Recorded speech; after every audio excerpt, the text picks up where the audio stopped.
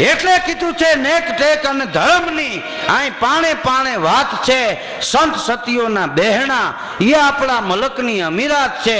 ખળગ ધરતી ખળગ ખાંડા અને વિકરાળ મૂછાળા વીર છે. સંત સતી અને સુરાતણી ગાંડી જનેતા ગીર છે.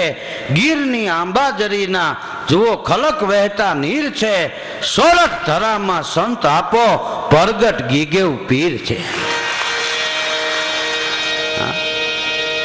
જીવરાજ બાપુ મને ગમે બહુ. હા, મેં પૂજ્ય વિશ્વવંદની સંત મોરારી બાપુને કીધું હતું. મેં કીધું જીવરાજ બાપુ મને વાલા બહુ લાગે. મને કે એનું કારણ શું?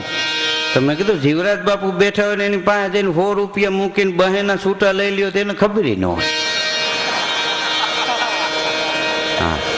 હા, 100 ની નોટ મૂકીને 2 રૂપિયાના છૂટા લઈ લ્યો અને પાછા તમે બસમાં બેસી જાઓ ને તો જુનાગઢ કીધું ન પૂગો. ગીગો પીર વચમાંથી ખીચું કાપીને પાછા સત્તાધાર પોગાડી દે.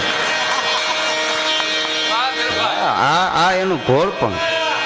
એક દી બાપુ પાસે હું ગયો ને, મેં કીધું બાપુ કેમ ના ગયા હતા? મને કે ઠેઠ આમ આકે આકે નથી 2 કબૂતર ન્યા હું ગયો તો. એ અમરનાથ ગયા હતા હકીકતમાં. હા, એનું કેટલું ભોળ પણ.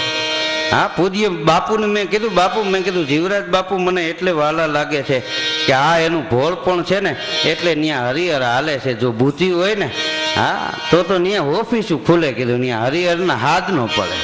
આપો ગીગો 24 કલાક એની વાહે ને વાહે રે. હા, હવે તો જીવરાજ બાપુ આપા ગીગાને પ્રેમ નથી કરતા. આપા ગીગા જીવરાજ બાપુને પ્રેમ કરે.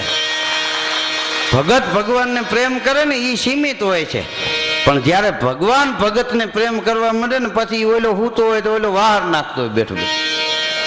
હા, પછી એમાં કાંઈ ફેર ન પડે.